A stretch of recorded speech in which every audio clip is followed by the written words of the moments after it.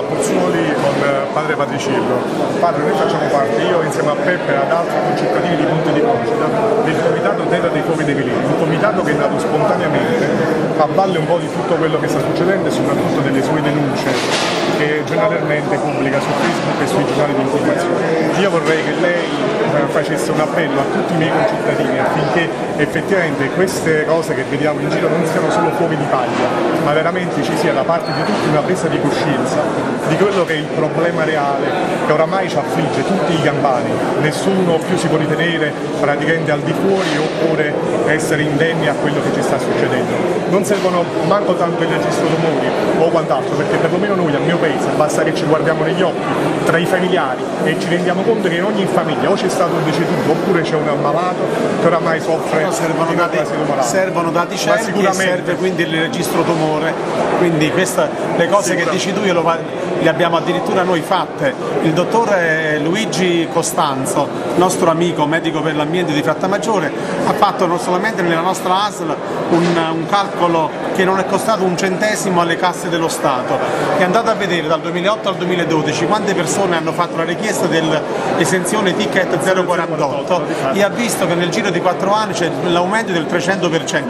Dico, basterebbero questi dati qua per allertare una qualsiasi persona di buona volontà, però onesta. Ora ai cittadini di Monte di Procida io che cosa devo dire?